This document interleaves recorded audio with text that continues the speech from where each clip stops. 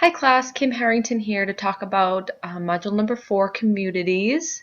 This is actually my second video. The first one was too long, so I had to shorten it down a little bit. So hopefully I can get this one in enough time and explain everything.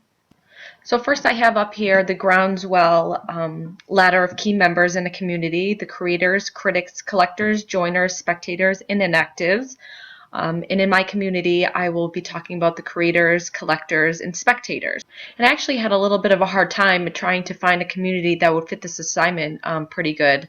As I was looking around my social media platforms, Twitter, Facebook, Google+, LinkedIn, platforms such as that, I didn't really find a community that I could easily pick out the creators, collectors, and spectators.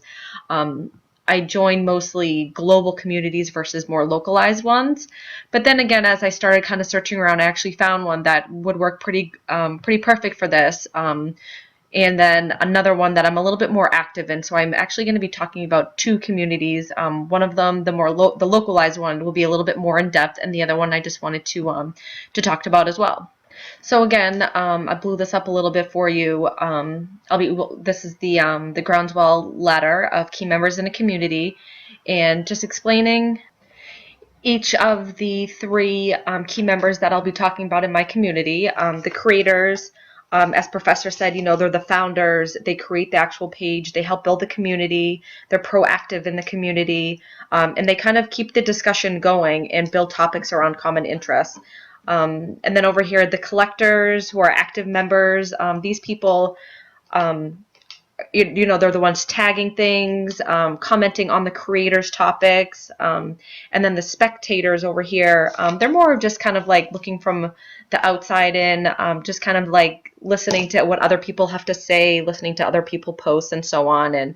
And they let other people lead the discussion. They don't offer any ideas or anything.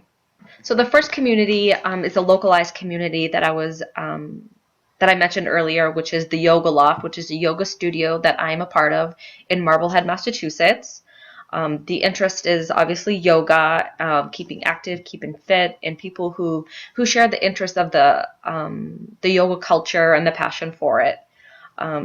This community, like I said, is very small. In fact, this is their Facebook page. If I click on their friends here, they have 426 friends, which is actually, a decent size, a decent following for a small yoga studio. But if you look back here, if I go to their main page, people post pictures, they share their excitement for the class. A lot of the people who post on here are the instructors.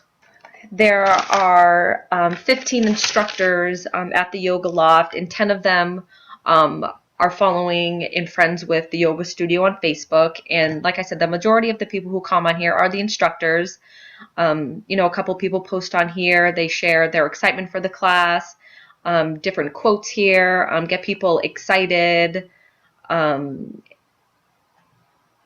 people interact here just through posting, commenting on pictures, asking questions about the studio, sharing links here.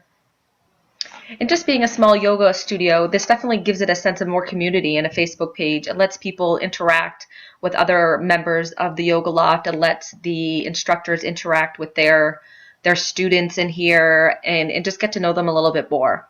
So here I'll start getting a little bit more in depth and start talking about the Yoga Loft. The Yoga Loft is a small studio in Marblehead, Massachusetts. It has a strong following in the North Shore area. It's described as being a premier yoga studio in the North Shore region of Massachusetts. The interest in this community is to create a yoga community where everyone can share their same passion for yoga and members can interact with instructors. As I mentioned before, the Yoga Loft has 426 friends on Facebook. Members and instructors share images from classes. They talk about each class and how it went.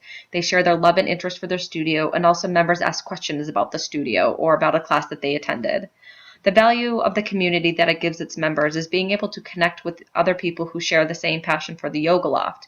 And where yoga isn't a very conversational activity and process, it gives members to talk to one another and share ideas. Gives them the opportunity to interact with the instructors, and also gives the instructors a way to learn more about the people who are taking their classes and to share community events with them to keep their members informed. So here is the estimated breakdown of creators, collectors, and spectators.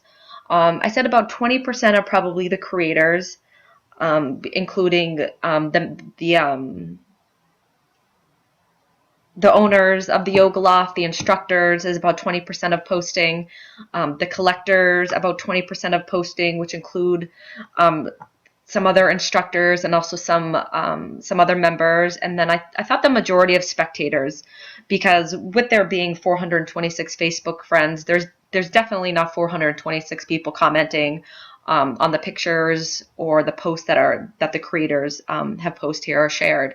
I think more people just kind of look at it, see what's going on in the studio, see what other people have to say about it, and get the interest going. So here are the creators I picked. I picked two of them who are actually the owners of the yoga loft. I thought they both kind of went hand in hand in putting together the community, so I wanted to include them together. And again, they're the owners of the yoga loft. They both have fitness backgrounds. They're certified yoga and fitness instructors.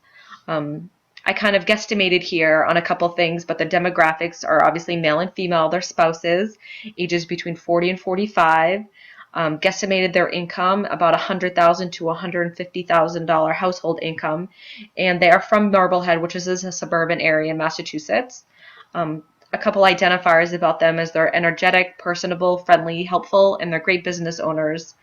It's great because since they are from Marblehead, a lot of the people that go there are from the surrounding town, so they feel that connection with them and they feel comfortable going in there knowing it's a local owner. And here's a little bit more about them. They came to yoga through varied fitness backgrounds.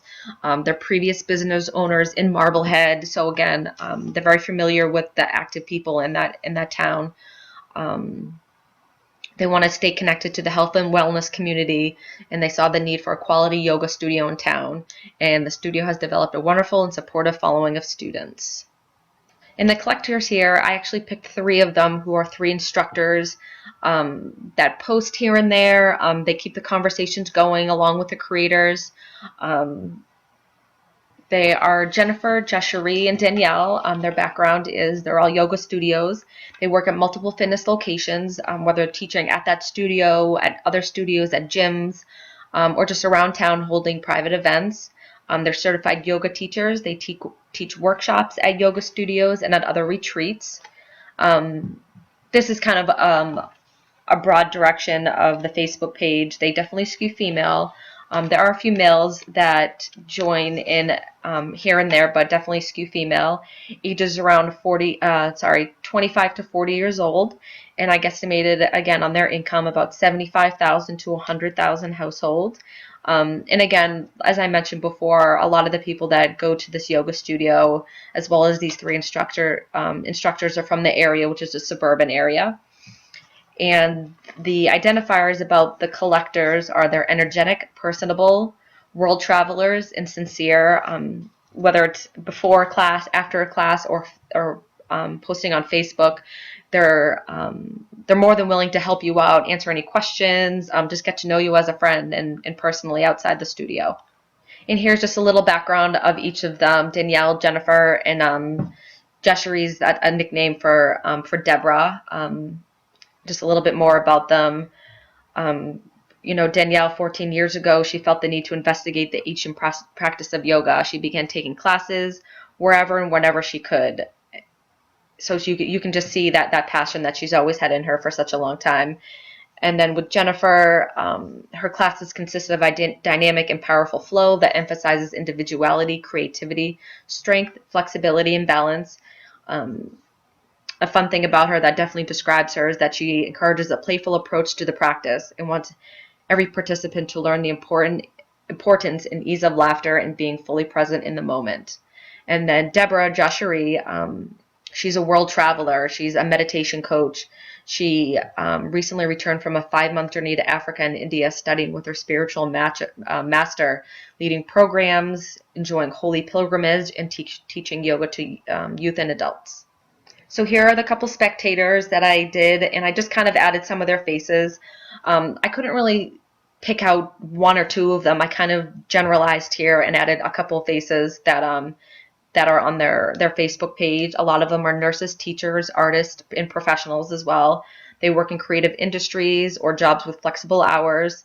The Yoga Loft teaches classes from 8 in the morning until 8 o'clock at night, so it varies on the type of people that go there. Well, it's people who work nights, they can go in the morning, or vice versa. And again, the skew female, about ages 20 to 45. Household income 100,000 to 150,000. Suburban areas, and the identifiers about the spectators are they're friendly, outgoing, hardworking, and definitely like to enjoy their free time. That's why they participate in a practice like yoga. After a long, hard week, or a day-to-day thing, it's great to just go there and kind of unwind. So here to wrap up a couple things about the Yoga Loft, about why I joined the group. It's because it's a great place to go. Active in the studio. I go there once a week, like I said, and just going on here, just seeing the instructors interact with each other. And again, it gives me a sense of community, a sense that I'm part of something, a part of the studio, rather than just going to the classes. And it keeps me informed about what's going on at the studio or outside events that they're hosting. And I would definitely have to say that I am more of a spectator in this group. I don't really post a lot of stuff. Once in a while, I'll share a picture or a quote or things like that. But for the most part, I'm just kind of looking around, seeing what the instructors have to say, seeing what the creators have to say about the studio, if anything new is going on. And exactly like it says in Cognitive Surplus, like the example they used in Patients Like Me, and I quote from the book, "Patients Like Me uses the word community to denote a group of patients who share a specific condition, and for good reason. Like any community of practice, they share information and ideas, and they produce cultural norms and support for one another." And that's definitely the kind of atmosphere that it has in the Yoga Loft, and why I like to be a part of it as well. And another community I just wanted to briefly talk to you about, that I'm more involved in, is a global community about Runner's World. It's a magazine about running, about health and fitness, and as I've said in my previous modules, I have a passion for running, and I like to get involved in here. And if you scroll down just a little bit, there's a lot of people here asking questions. What's the best weight training as a runner? They ask questions. They post events here. They do write quotes here. They just suggest, things about running and training and things can help you out. And I participate a lot more in this site versus the other one. They have this Facebook page, and then I'll click over here to their Twitter page, which has 746,000 followers, and their Facebook page has 943,000 followers. So it's a huge community. And again, as I previously said, I don't think I could really kind of filter in and figure out who the creators were, who the collectors were, and who the spectators were here. And here's just a couple bullet points about this community. It's a globally circulated magazine and online community, both on Facebook and Twitter. Members share pictures, quotes, questions about running or training. They seek advice, health information, and recipes. They interact with each other by posting on Facebook and by commenting on others' posts. And the value that the community gives its members, and also myself and why I'm a part of it, is it gives a chance for people who share the same running passion to connect with fellow runners for advice, tips, and inspiration. This community gives them a place to connect with each other. And as you can see here, just the breakdown for the Runner's World community. The creators are the highest amount. They do a lot of posting. They contribute the most in it. The collectors are right up there too, 35%. And then there's the least amount of spectators. I think a lot of people are involved in this site, and a lot of people like to interact with everybody else because they do share that same passion. And another quote from Cognitive Surplus that I thought fit great with this community was, "The more people in a community who can understand a particular fact, method, or story, the likelier it is that those people will be able to work together to make use of those bits of knowledge." And that's what running is, such a great thing, because everybody teaches everything to everybody else, and they share information and things like that. So those are my communities that I am involved with. Hope you enjoyed the video. I apologize for the lengthiness. Tried to cut it down a little bit versus the other one. And looking forward to hearing from you guys soon. Thanks. Bye.